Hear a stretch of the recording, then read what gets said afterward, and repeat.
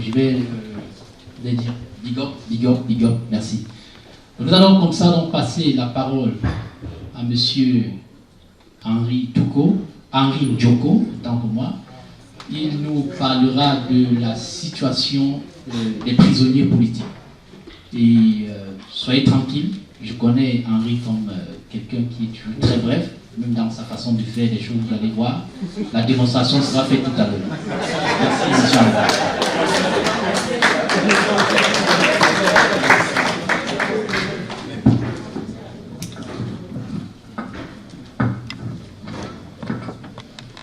Alors, merci. Je vais effectivement essayer d'être bref, vu déjà l'état de fatigue qu'on constate. Mais je voudrais, avant d'entamer spécifiquement le sujet pour lequel je suis devant vous, revenir sur l'intervention du docteur Yamba, malheureusement il n'est pas là pour l'instant, et qui s'est présenté comme un Amazonien avant tout, peut-être Camerounais. Étant là, en tant que responsable du MRC, Mouvement pour la Renaissance du Cameroun, et en charge de la région Europe, je ne pouvais ne pas réagir à cette intervention.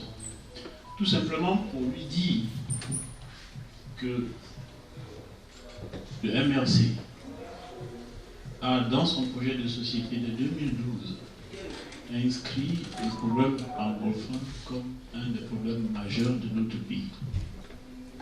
Il a donc pris la mesure de ce que ce problème représentait pour nous. Je dois rappeler que notre président, le professeur Kamto, est l'un des principaux artisans qui ont défendu la presqu'île de Bakassi dans le conflit contre le Nigeria. Donc on ne peut pas, avec ces états de fait, vivre la situation que nous connaissons aujourd'hui sans que ce soit un vrai déchirement interne. Et c'est l'histoire qui se répète dans notre pays. Les drames humains qu'il avait décrit tout à l'heure, que vivent nos frères du Nord-Ouest et du Sud-Ouest, c'est ces drames que nous avons vécus, que nos parents ont vécus, que pour ceux qui sont dans ma génération, qui ont été transportés de part et d'autre dans les brousses pour fuir le napalm, ont vécu dans d'autres régions du Cameroun. Mais il ne s'agit pas d'un conflit géographique, parce que nous nous sommes retrouvés dans cet espace qui nous a été donné. Nous ne l'avons pas choisi. Et l'histoire du Cameroun ne s'écrit pas à partir de 1961. L'histoire du Cameroun s'écrit bien avant. Et on ne peut pas aujourd'hui se réjouir de s'opposer tout simplement parce que nous nous exprimons dans des langues qui nous ont été imposées. Merci. Le problème camerounais a été créé par les Nations Unies au lendemain de la Première Guerre mondiale. Mais il revient d'abord à nous, et à nous Camerounais dans notre ensemble, de le résoudre. Alors ce n'est pas une question d'anglophone, ce n'est pas une question de francophone, c'est une question de ceux qui vivent ensemble dans cet espace que nous avons hérité. Alors la solution, elle viendra de nous tous. C'est la position de la MRC.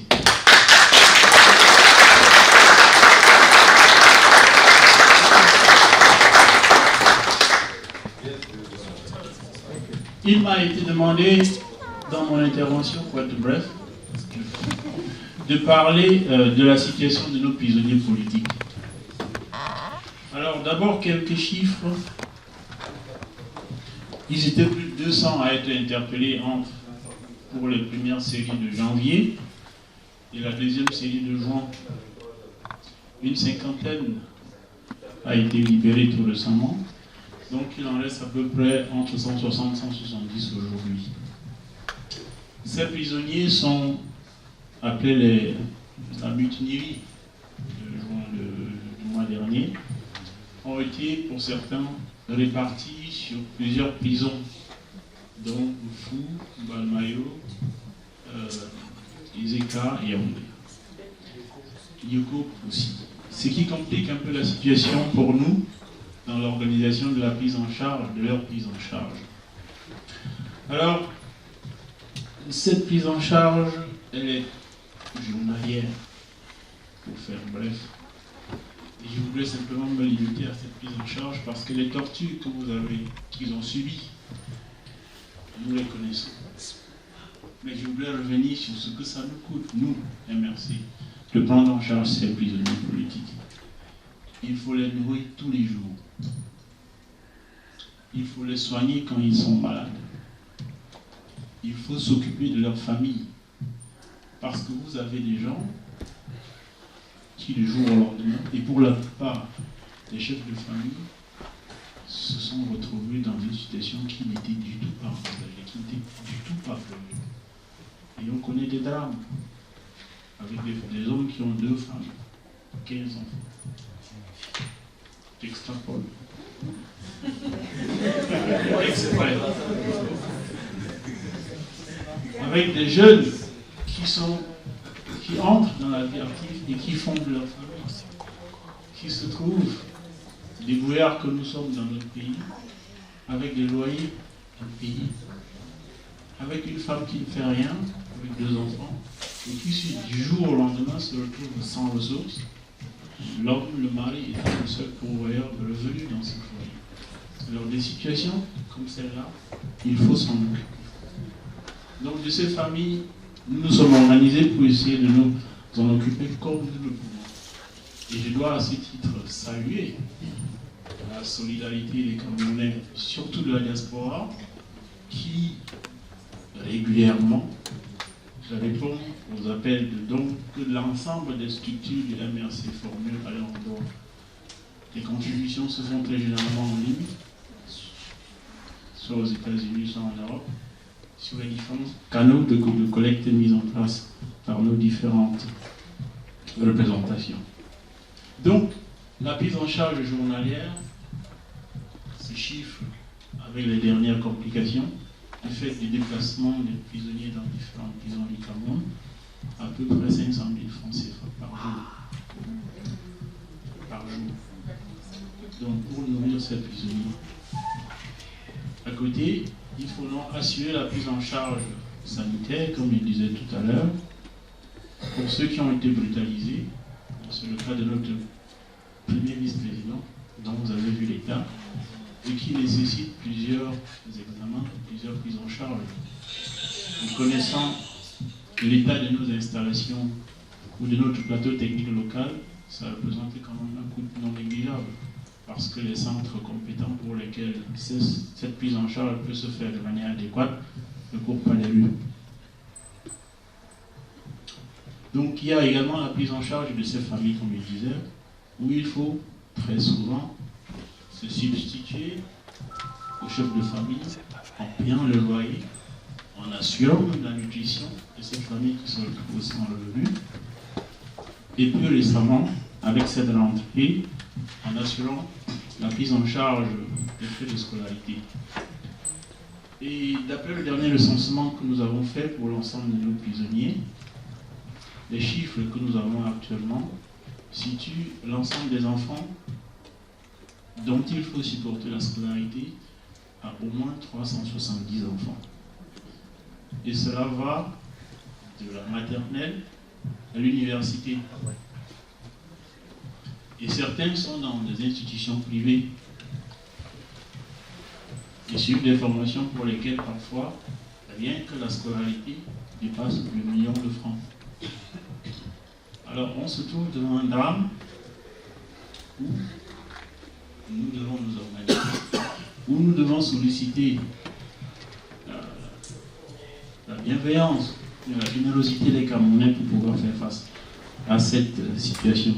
Donc voilà un peu quelle est la situation de nos prisonniers politiques aujourd'hui et l'organisation que nous avons mise en place pour pouvoir les aider. Et je vais renouveler mon appel à l'ensemble des Camerounais de la diaspora pour que ceux qui veulent continuer à nous soutenir puissent le faire dès qu'ils le peuvent, quand ils le peuvent. Parce que nous sommes dorénavant avec l'incertitude du procès que nous connaissons. installés dans une résistance qui risque de prendre beaucoup de temps, qui risque de durer. Ce n'est pas mon souhait, ce n'est pas le nôtre. Mais il faudrait que nous fassions en sorte que ceux-là qui n'ont pas choisi d'être là où ils sont puissent savoir que le sacrifice qu'ils font, ils le font pour nous et que nous leur sommes solidaires entièrement.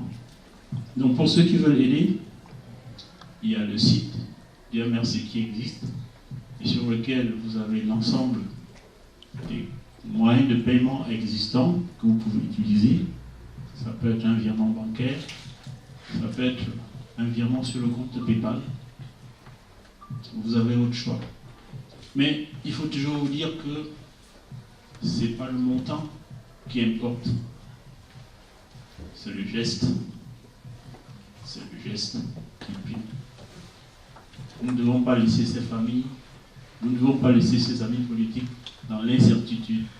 Ils doivent être, du fond de la prison où ils sont, rassurés que la communauté nationale leur est solidaire et que le combat dans lequel ils sont engagés, nous le sommes ensemble. Parce que, face à la brutalité, face à la barbarie du régime, face à la force des armes, le président élu, Maurice Kamto, a dit qu'il n'arrivera pas à Yaoundé en marchant sur les cadavres des Camerounais. Notre slogan, changer l'avenir dans la paix, reste.